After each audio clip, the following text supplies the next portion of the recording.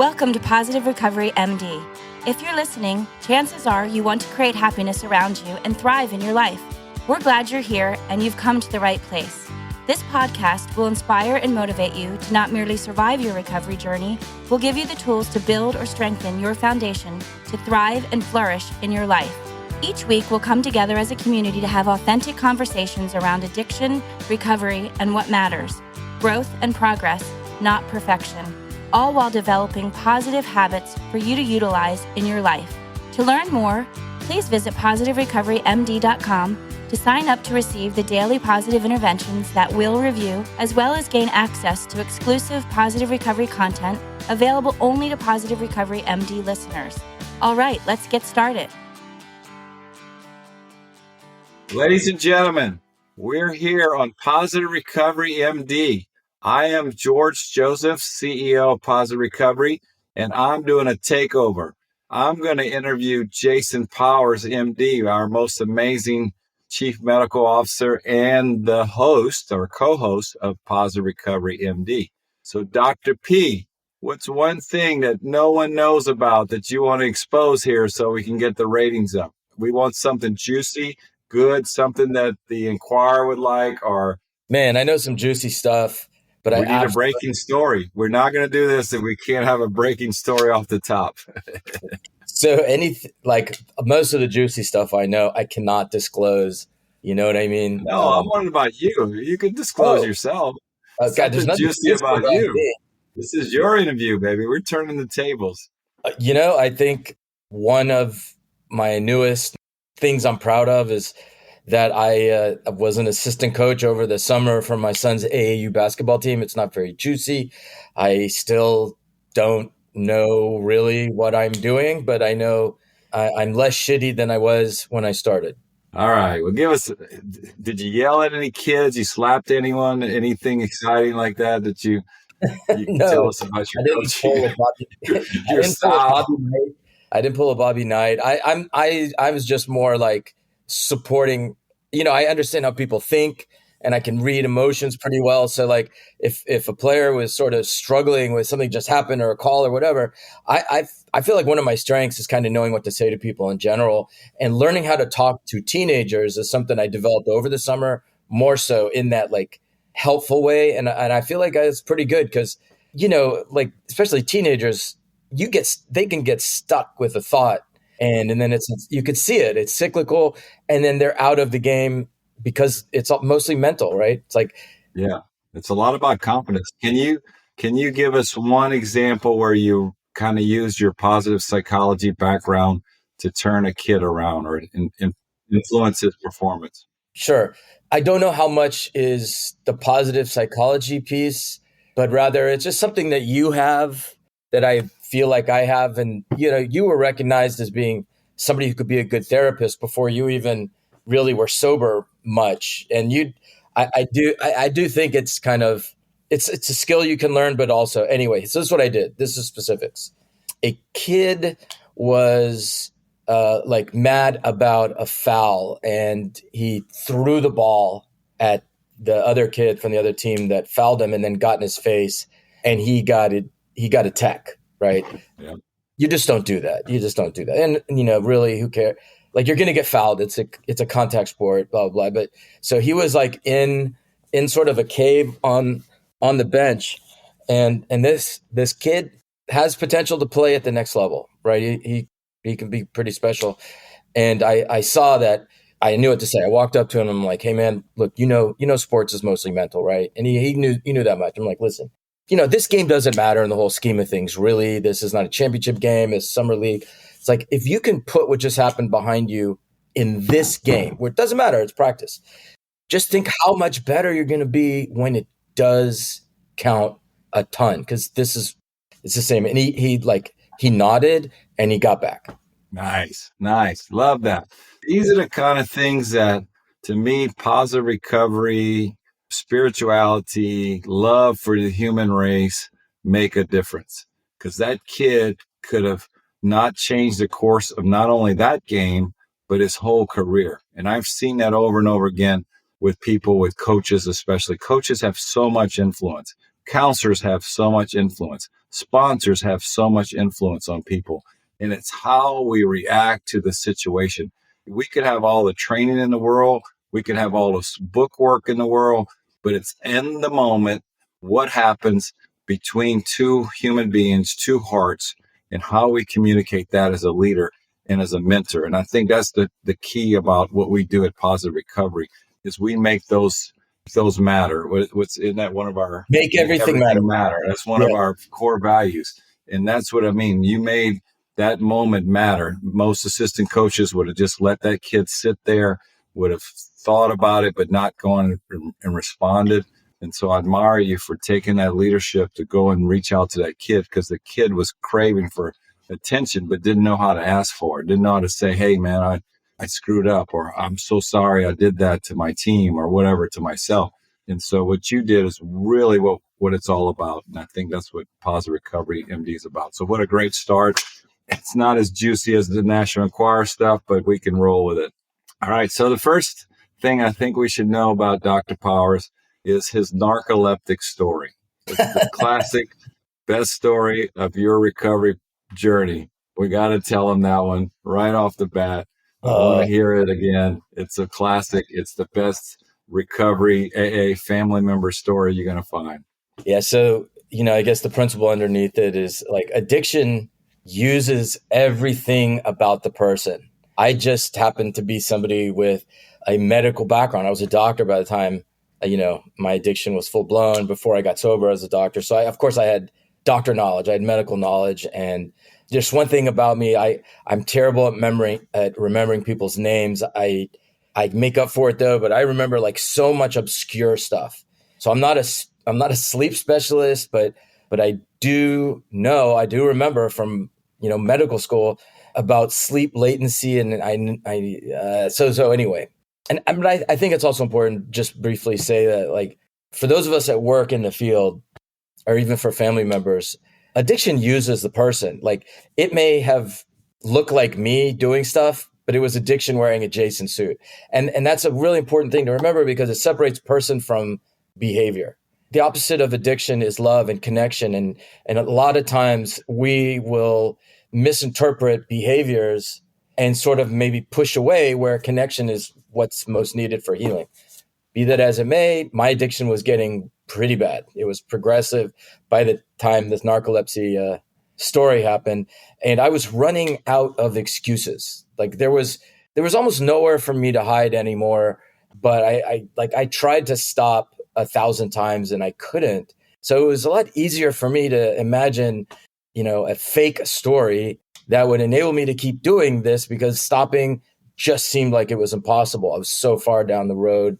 And seriously, I tried stopping on my own so many times that at this point, question is like, why is he passing out so often in public? Why, what's going on? And I was like, okay, look, if I have narcolepsy, I can get a pass, right? So I went and did a sleep study, and I manipulated the test to decrease my sleep latency, and I got the diagnosis of narcolepsy.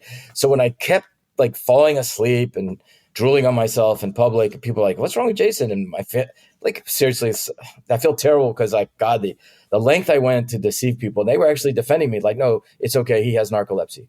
But I did it. Dr. Powers' wife, she is the most amazing, loving, caring, supportive women in the world. So I could definitely see her defending your narcolepsy, your fake narcolepsy. So I'm Jason, I'm a fake narcoleptic. It would be a great intro at an AA meeting. The fact that what the disease does for us and what links we go to continue the disease, but the links we go to get our family as enablers. Our families are such great enablers. How many family members have called in their employer, their husbands or wives' employer, or wrote to the teacher a note that their kid was sick, because it wasn't because he was sick, because he was drunk or had a hangover, or the spouse had the hangover and had the flu, the alcoholic flu that we have. And what people don't understand, I think that we have to continue to educate, especially parents, on what right now is the worst possible time ever to be doing any kind of drugs. It is so deadly. When we were using in the old days, you could do a lot of drugs before you even got close to some kind of overdose. Now it could be one pill and it could be their death. These accidental overdoses are scaring me so much. So if there's any merit to this story that he's telling you about the narcolepsy, as a family member, if you're listening to this, you have to check what's going on for the addict, because they are hooking you into their enabling. They are wanting you to enable them, and it is life and death, especially right now. So I always use that story in my own mind with the links you went to cover your addiction. I'm so grateful you're sober. I'm so grateful you're making a difference. So thank Thanks. you for sharing that story. And Hey, and so George, this is a positive psychology twist that I've learned. There's 24 character strengths, and one of the character strengths is love, but it's not like de facto good all the time, unlimited amounts, only because it's possible to overuse it. It's possible to underuse it. And so I don't use the word enabler anymore. I mean, I do interventions and I say, to tell a family member they're overusing the character strength love gets a completely different response than enabling. And there's nothing, look, you are one of the most loving people I know. So it's just something positive psychology we sort of do. no, it's a great way to look at it, because to me, love is also holding people accountable. Yep. And what happens is we don't hold people accountable because the addiction will manipulate us and will manipulate our family members. So I like the way you turned that terminology around, because what people don't realize is that when they have a family member and they're afraid to confront it, or afraid to confront the kid on the bench that's got his head covered, it's a form of accountable love. It's not just love, do whatever you want, unconditional, go ahead, you drink if you want to drink, you do the narcotics you want to do. It's also an accountability love. And I think that's where people get afraid to take that step. Oh, I might say something that'll make it worse. No, they're going to make it worse on themselves. It's you saying something to take care of the problem. And so I love that terminology, and I love the story. And I'm so glad you got sober, because you've made a difference in our community. So one of the things we want to do is we have these positive recovery cards, like a playing deck of cards with some great questions. And so we're going to start off with that. We got 2 questions I want to ask you. And the first one is, what's your unanswerable question? The question you seem to be always asking yourself. Is there such a question you have that you can't answer? Yeah. Like, how do I say this? So I guess it's sort of a question to God or the universe. We all every human has challenges, right?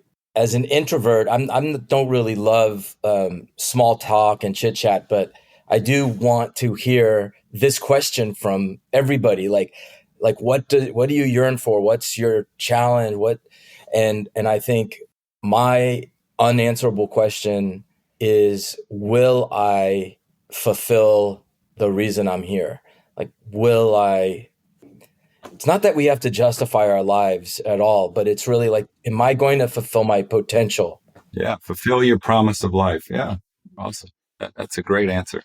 Everybody wants to know what's the meaning of life. So I like that you put a different twist to it. I know that. I know that one. Yeah. So there's no meaning of life. There's meaning in life, and we make it. Yeah, you're right. Perfect. I love it. What's the craziest event? This is a 9 of diamonds. So anybody wants this deck of positive recovery cards that have questions on it, just reach out to us and we'll get it to you. But what's the craziest event? This is the other card I forgot to tell you the card. It was a Queen of Hearts, which is strong. This is a 9 of diamonds. So I'm getting a little easier on you. What's the craziest event you ever witnessed? Oh my God. Okay, let me think. And you could be a character in it. You don't have to be, or it could be something you've seen. But I know some of your stories from those concert days when you were rock doc.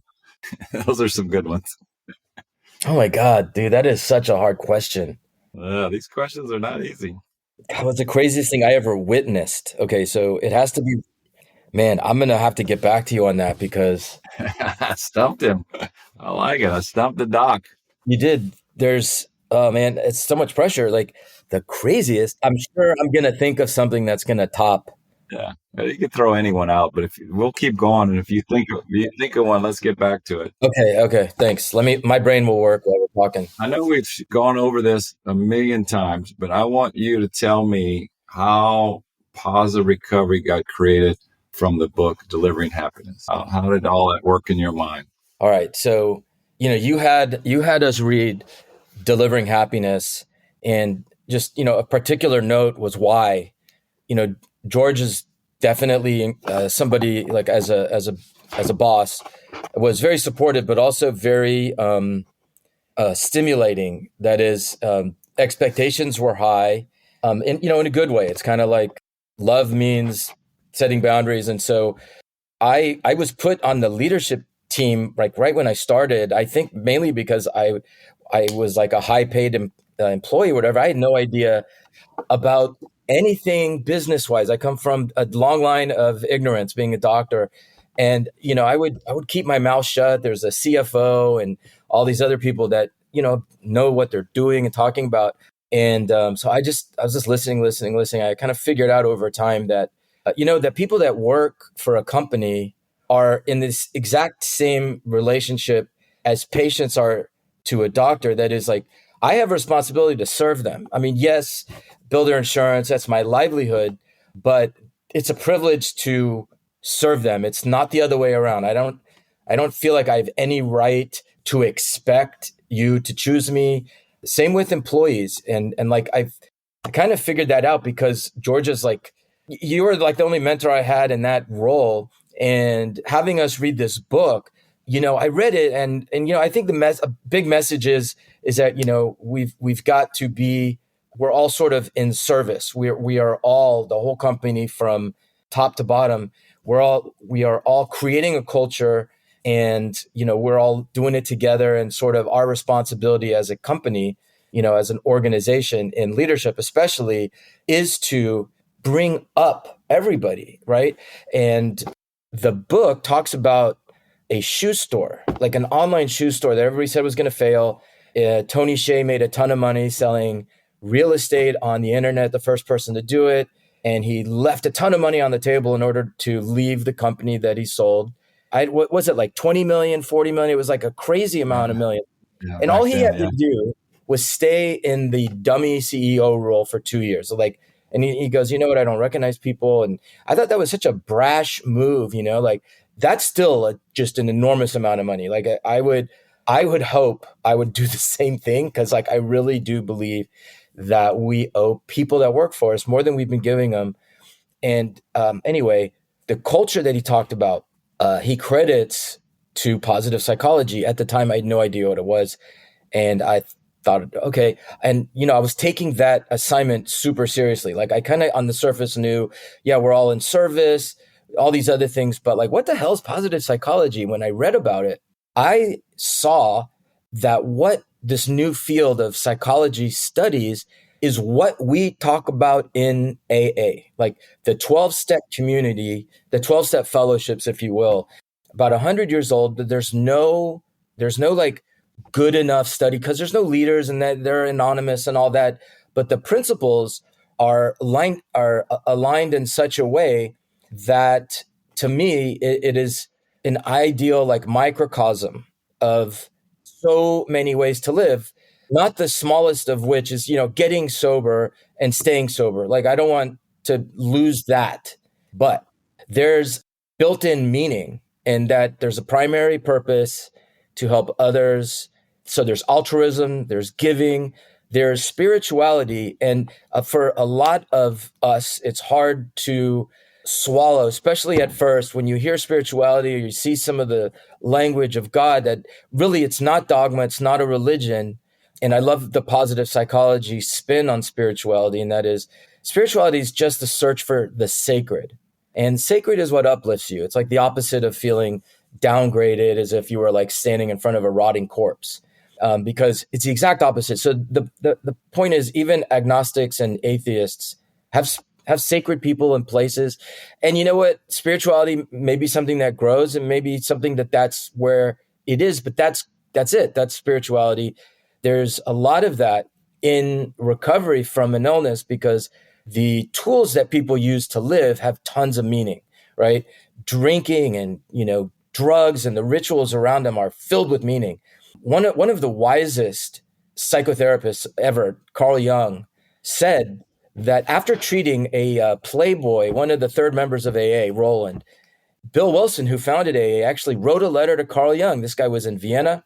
He was a contemporary of Freud, little like a mentor to, Freud was a mentor to Jung, but Jung was like, okay, I've had enough of you. You're doing a lot of cocaine, Freud. And okay, no, I'm kidding. But they had, but actually Freud's well respected. He wrote a lot. And this Roland character was like a trust fund kid. He was on yachts with women and just going bananas and couldn't get sober. Couldn't get sober again and again and again and again. And finally got sober. And Bill's like, hey, Roland, like, how'd you do it? He goes, Carl Jung, I'm telling you, you got to ask him. I don't know. He helped me. And so Bill Wilson, right? It's one of the last letters that we have from Bill Wilson. And he's like, hey, I'm paraphrasing. He was like, dude, what happened? How did Roland finally get it? And Carl Jung, I love this. He's like, look, I'm a doctor, I'm a scientist. And I would not say this really at a medical convention or anything, but the people that have spiritual awakenings are those that get sober in my experience. And so, he's the one that coined the phrase spiritum contra spiritus. And that is like, there is a spiritual malady and recovery. There's a spiritual piece to this disease that really other diseases, although they have spiritual pieces, nobody talks about. So in 12-step communities, you will find a non-competitive relationship with God or with something spiritual. And in the same room, you have people that on the outside of the rooms look like they're fighting and they hate each other.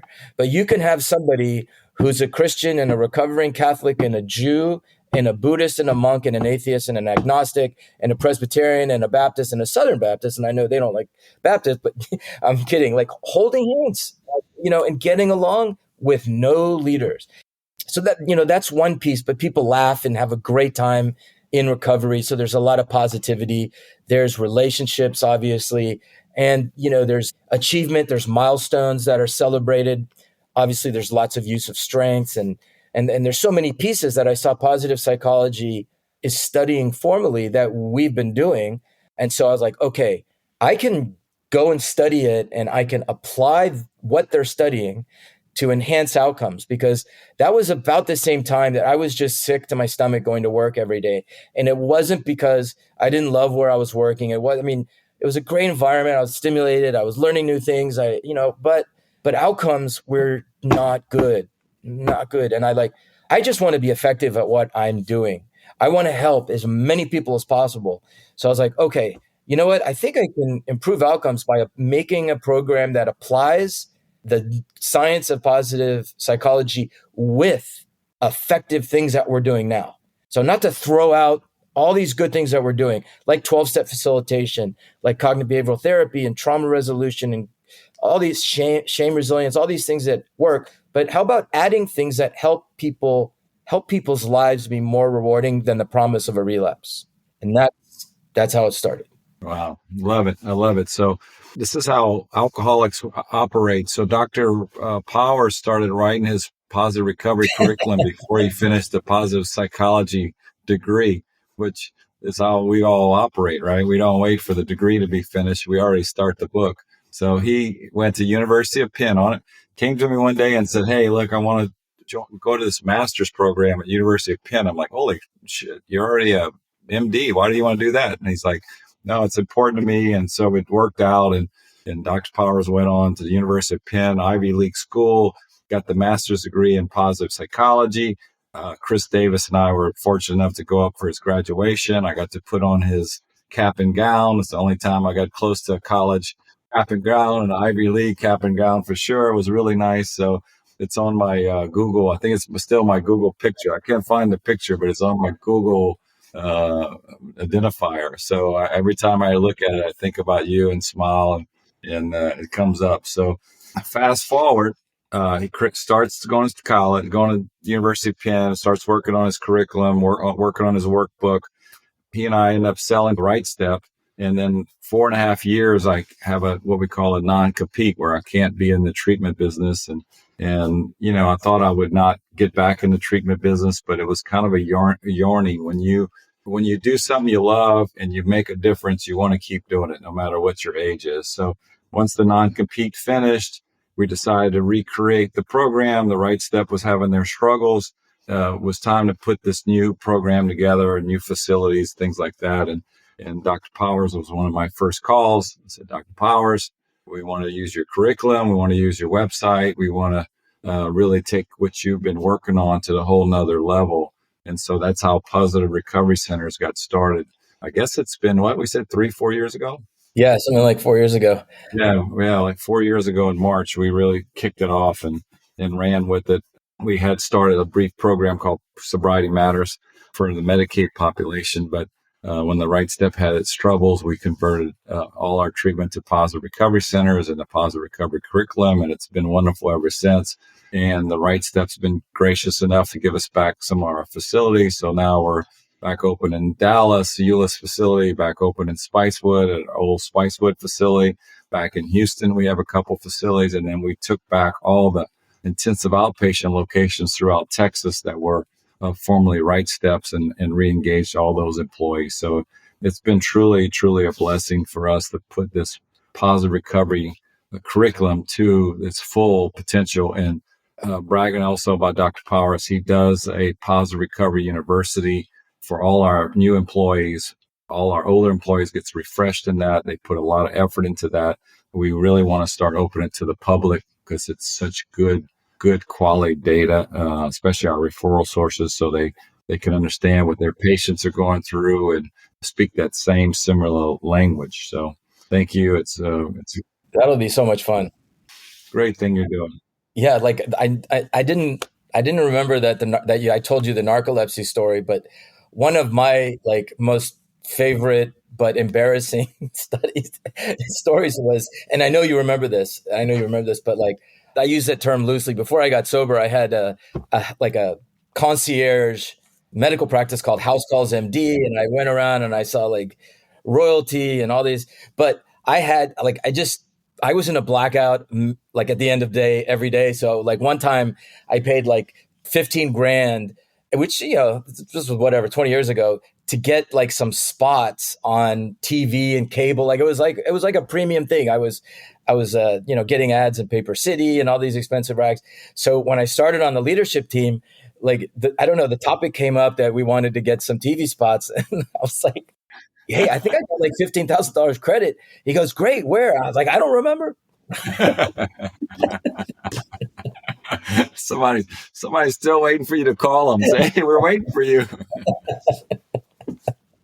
Oh, what a classic story. Well, we don't want this podcast to last too long. You and I could speak for hours, and maybe we should do part 2, part 3. But what I'd like you to tell us is, what is a typical day in the Jason Powers life? Because I don't know if people know the impact that you make for your family and for the clients at Positive Recovery and for the community as a whole. So can you give us kind of a typical day in your life? I'm an early riser, so I'll get up and do some meditation. I don't get to the gym in the morning as much as I used to, but like make some coffee. A lot of times I'll make coffee for my wife and bring it upstairs. Sweet. Yeah, and I'll go into work. I like to round early, like when I see the. So is your Tesla plugged in, and then you go to the garage and unplug it to go to Yeah, the it's drive plugged in. Yeah, Right, so Tesla plugged in. Oh, okay. So yeah, I get in Tesla, listen to a book I like listening to audiobooks now. I like reading and listening to audiobooks, and I can kind of like double dip. So I'm reading a book and I'm listening to a different book always. Is there a book now you would recommend to the audience? A million of them. Okay. Yeah. American Dirt is one of the best books I've read recently. And you could read it in a day or two, and it's like, yeah, you'll cry. It's wonderful. It's enriching. And I also love A Gentleman in Moscow. Actually, I'd have to say, read A Gentleman in Moscow. That's a good book. Oh, so back up, like I'll go over any emails and texts and stuff. And so once I'm like current, then I'll go in, I'll round, meet with staff. What does round mean? Because the listeners may not know what round means. That's important. So I'll show up at Positive Recovery Center, Houston or Spicewood or Dallas, apparently. Let's say like in Houston, and I'll speak with nursing first and find out anything that has come up since, like communication wise, like I'll get, I'm on call. So if I get a call or a text or email, I'll know certain things, but also, I'll get caught up on what's going on and, maybe check in with some staff like counselors or executive director, find out what's going on. And then I'll see the folks and, write in their chart and sign things that I've got to sign for charts and stuff. And how does the clients feel when the big, everybody looks up to the big doctor? How do they feel when you're a normal human being asking about them? Yeah. So I will say with no false modesty or false humility, like George, he has to remind me to tell people I'm a doctor or I'm an author and stuff like that. Like he really does. So I don't like throw weight around or anything like that, but it's a little bit embarrassing for me because we made a bunch of videos, like animated videos and stuff where my voice and my like little avatar, is not uncommon. Like patients will have seen them and, my name is on the curriculum that they get. So, a lot of times like, oh my God, nice to meet you. And I'm like, dude, here's what I'm really like. But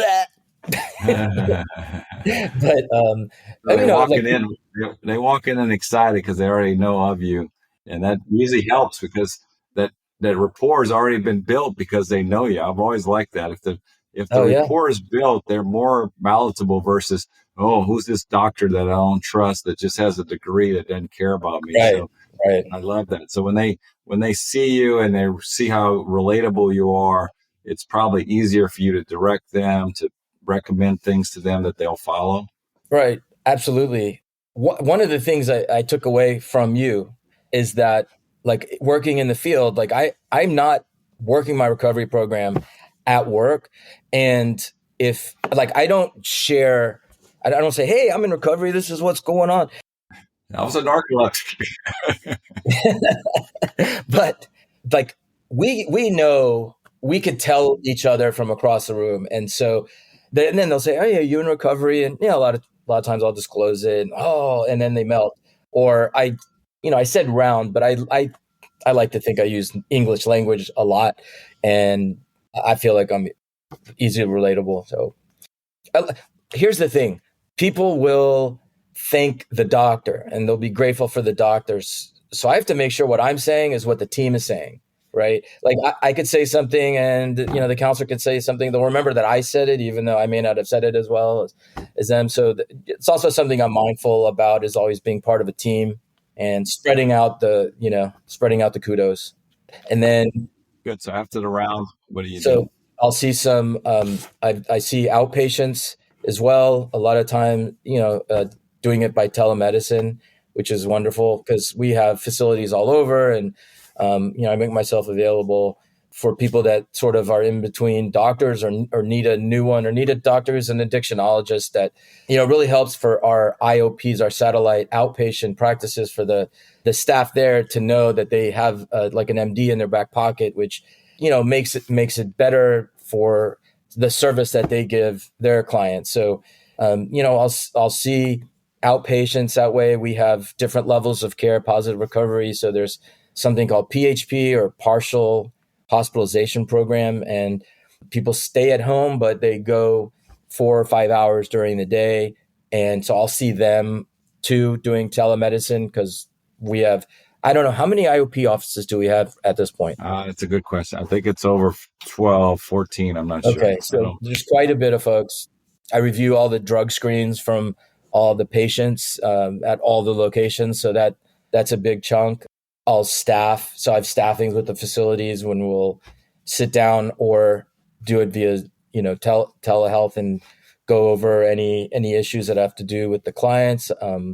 I will prepare, like you had alluded to, the positive recovery trainings, and keeping it current, keeping it updated. Always, I'm always improving and writing that. Yeah, that's kind of a full day. And then what do you do to chill out after you leave work? So what will I do? I'll work out. Unfortunately, I've got like so many injuries at this point that I don't get to like play pickleball. I want to, but I'll go to the gym and do my thing. And I'll read. I love cooking. So a lot of times I'll cook, and then love the heck out of my cat.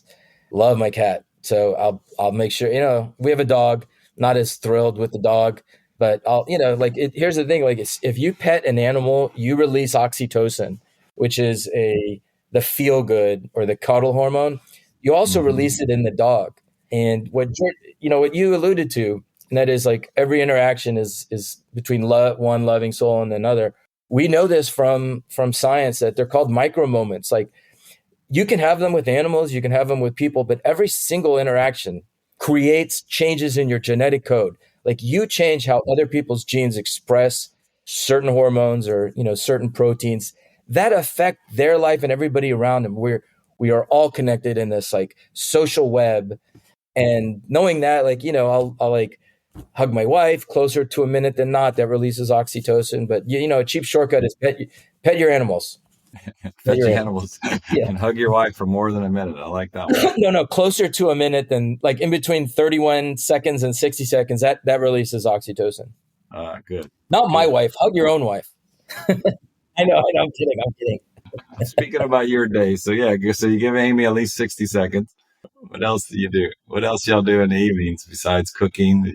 Yeah, cooking, and we'll watch something on Netflix that's recommended, and just the usual stuff. Tell us about your kids. You got three amazing kids. Yeah, they're obviously got a basketball star that hurt his ankle, which has been I'm sure. I mean, that's a huge part of every day too. So my oldest one, Sarah, she's 20. She's a sophomore at UT Hook'em Horns in radio, television, and film. Your alma mater? Yeah, that's where I went. My middle is 17. He's a junior at St. John's. Basketball's in his future too. He's captain as a junior, but first game, high ankle sprain. Devastating. My youngest, Mia, she is 12 and is in 7th grade at Emory Wiener, which is named after my great grandfather, Isidore Wiener. Nice. Yeah. It's a great school. Yeah. Great school. Well, awesome. Anything else you want to tell the audience before we wrap it up? Remember, this is not a dress rehearsal. This is all we got. So take care of yourselves, please, and take care of others. Wow, that's a great closer. I can't beat that one. I was going to say something, but I can't top that one. So. That's how I close every podcast. Yeah. Yeah. Thank you, Dr. Powers. It's been an amazing experience. This time has just flown by. I hope to do it again. And thank you for all you do for the world. Thanks, man. All right, brother. Thank you for listening to this episode of Positive Recovery MD. Don't forget to visit positiverecoverymd.com to sign up to get your daily positive intervention sent straight to your inbox.